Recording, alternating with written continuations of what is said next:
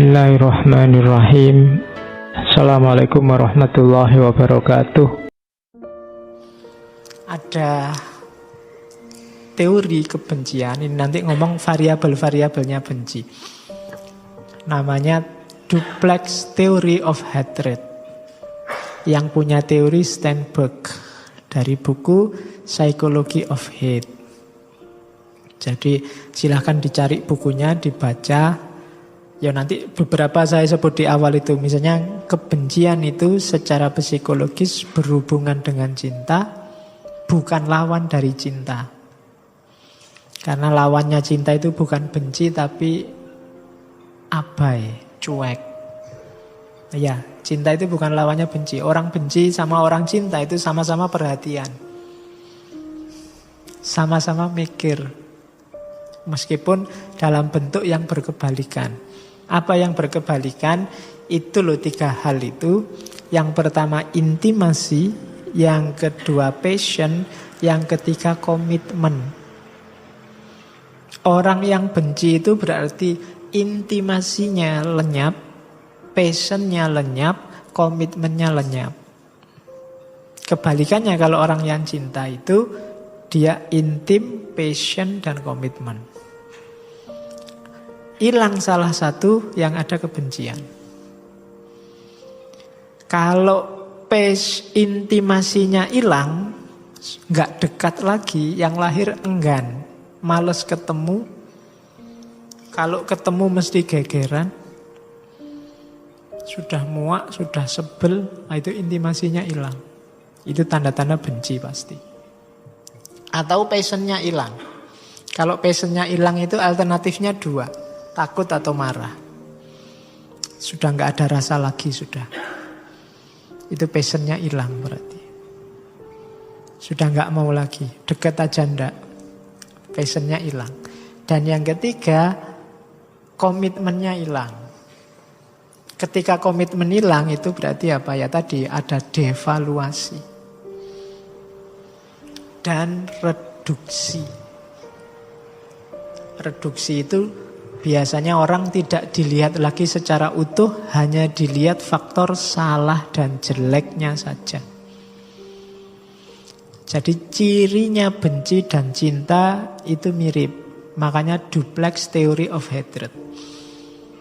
Kuncinya ada di 3 kalimat. Intimasi, passion, dan komitmen. Dekat, ada rasanya, dan punya komitmen. Ini namanya cinta. Tidak dekat, tidak ada rasanya, nggak ngefek sama sekali, dan tidak ada komitmen. Itu berarti kita sedang membenci sesuatu.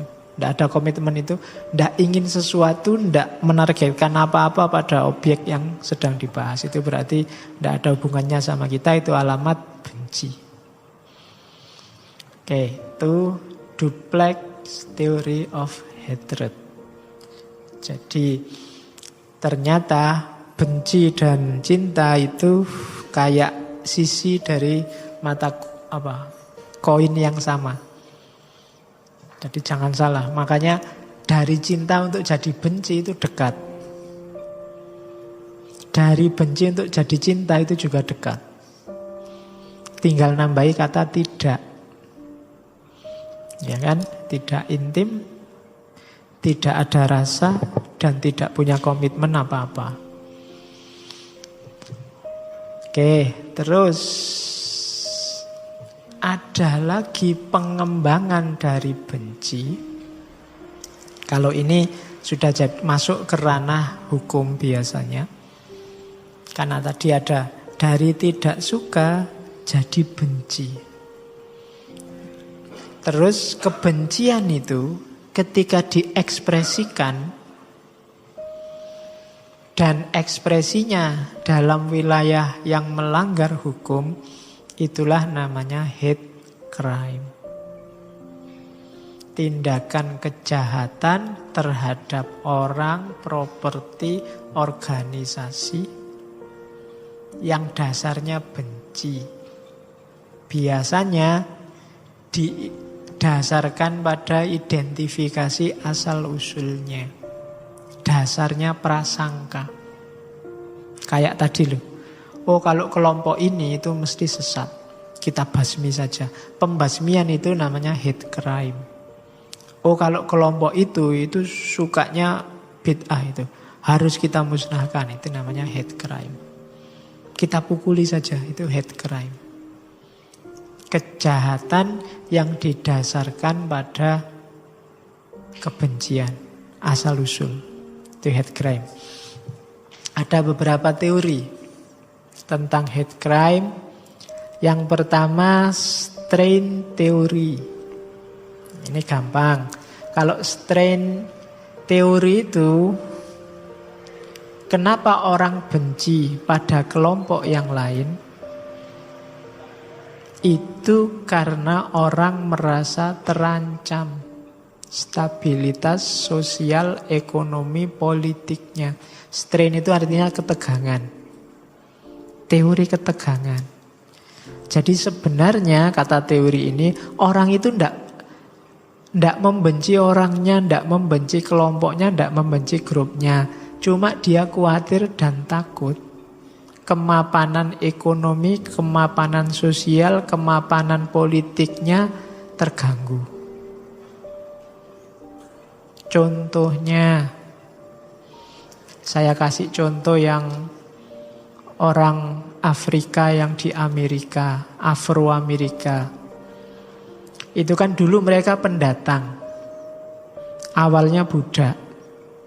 Sampai hari ini mereka sering sekali mengalami diskriminasi oleh mayoritas.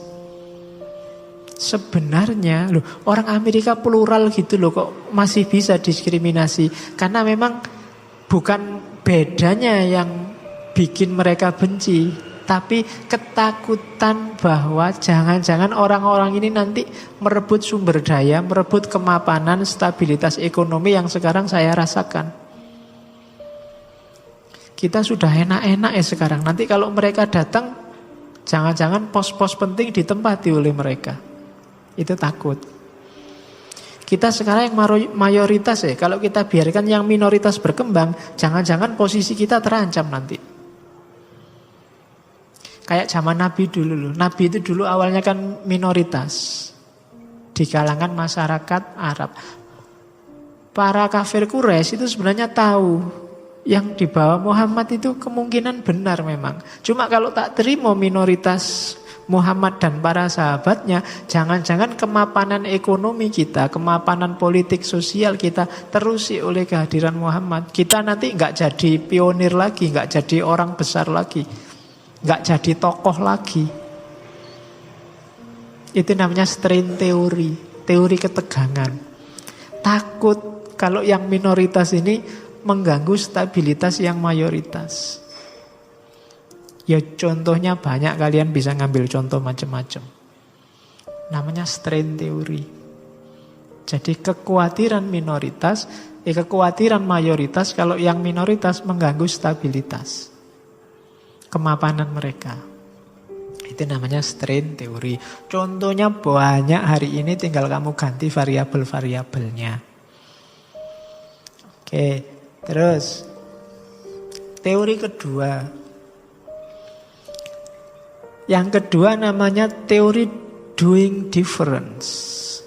Teori doing difference ini nggak melihat kepentingan lagi, tapi melihat perbedaan. Jadi kalau tadi yang dianggap mengancam itu kan urusan kepentingan ekonomi sosial. Kalau di yang kedua ini urusan identitas. Biasanya dalam sebuah masyarakat itu ada namanya in-group. In-group itu grup kita, identitas kita. Misalnya sepowes, yang NU atau yang Muhammadiyah itu kan punya in-group sendiri ya, yang kelompok NU atau yang kelompok Muhammadiyah. Biasanya punya ciri-ciri sendiri. Nah, doing different ini mereka akan takut kalau ada inovasi baru yang berbeda dengan identitas yang lama. Pokoknya ya, kita kan grupnya, contoh paling gampang ya, misalnya teman-teman NU, cirinya tahlil. Kunut. Yang Muhammadiyah cirinya apa ya, susah aku boleh. Pokoknya itulah, itu ciri-ciri in group. Nah ini mereka merasa kalau ada minoritas baru yang menawarkan ciri yang berbeda, yang merusak identitas in group tadi, dari situ lahir kebencian. Apa yang dibenci? Rusaknya identitas in group tadi. Jadi dianggap mengancam, harus dijauhi. Mereka itu sesat. Kenapa sesat? Tidak sama dengan ciri-ciri kita. Ciri-ciri kita itu kan ini bla bla bla bla. Karena mereka tidak sama dengan kita, maka mereka sesat. Harus dibenci, dijauhi, syukur-syukur dimusnahkan. Itu in group. Teori namanya doing difference. Lihat perbedaannya. Jadi ada teori strain, teori ketegangan, ada teori doing different. Siapa ngerti ada yang mau bikin tesis, apa skripsi, apa disertasi tentang kasus-kasus mayoritas, minoritas, dan kebencian. Oke.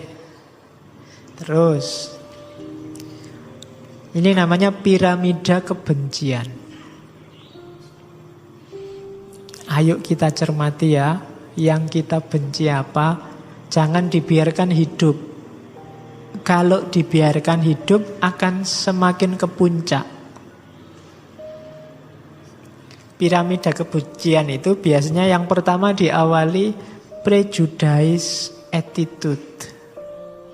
Prejudice attitude itu perilaku yang sebenarnya masih dalam persepsi.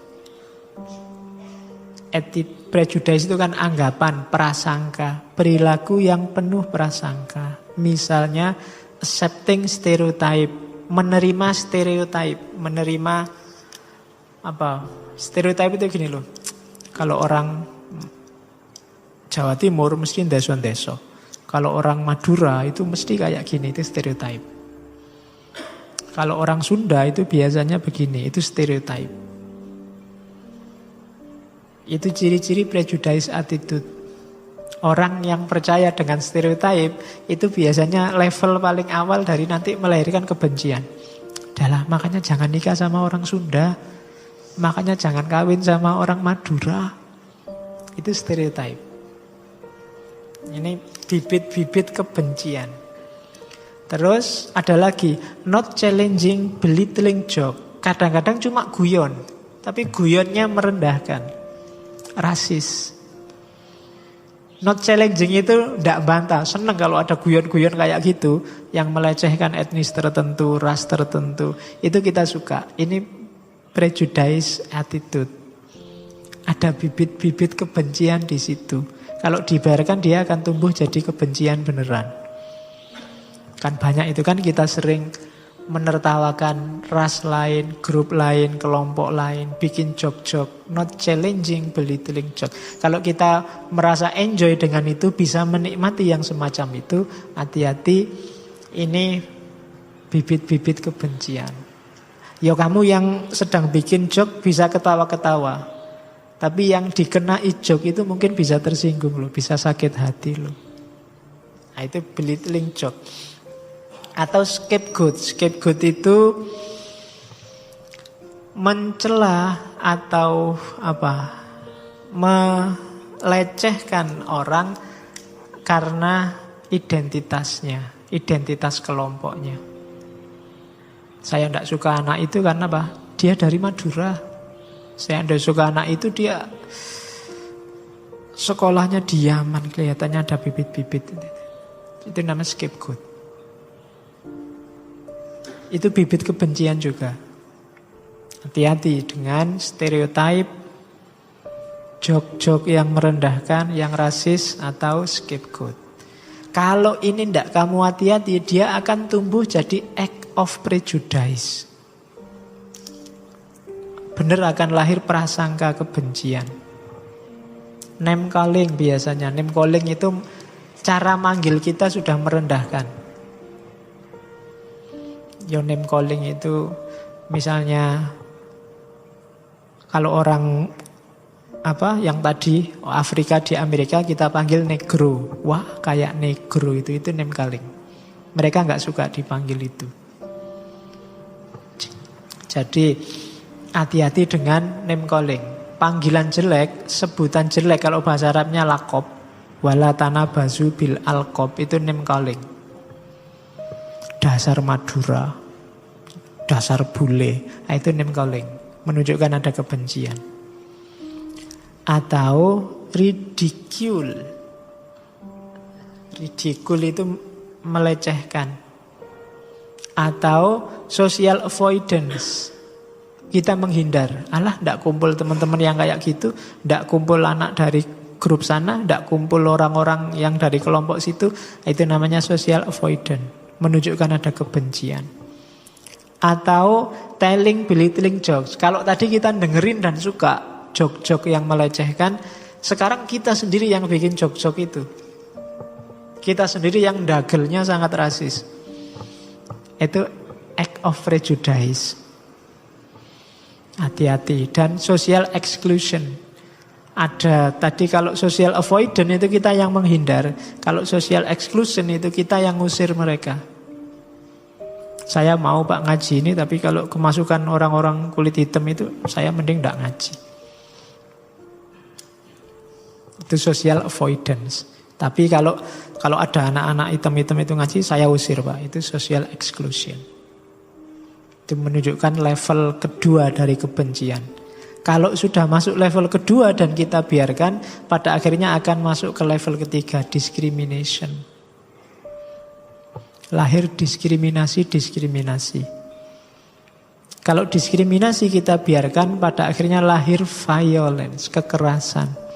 Lewat kata-kata, lewat perbuatan. Kalau ini dibiarkan terus-menerus, pada puncaknya kebencian adalah pemusnahan. Kita singkirkan mereka, kita musnahkan semua yang kita benci. Perang. Habis-habisan. Itu piramida kebencian. Jadi hati-hati dengan ciri-ciri ini. Kalau ingin dunia ini tentram, jangan ada kebencian. Karena kalau kita pelihara, kebencian tadi kan dipelihara, dia akan semakin naik kelas, dan akan melahirkan bencana. Paling tidak bencana kemanusiaan. Semua kasus hari ini yang ada konotasi genosida, itu awalnya adalah kebencian. Dan itu sejak dulu, termasuk ketika Hitler ingin menghabisi semua orang Yahudi. Atau sekarang konflik Yahudi-Palestina. Atau beberapa negara dulu. Itu genosida. Wassalamualaikum warahmatullahi wabarakatuh.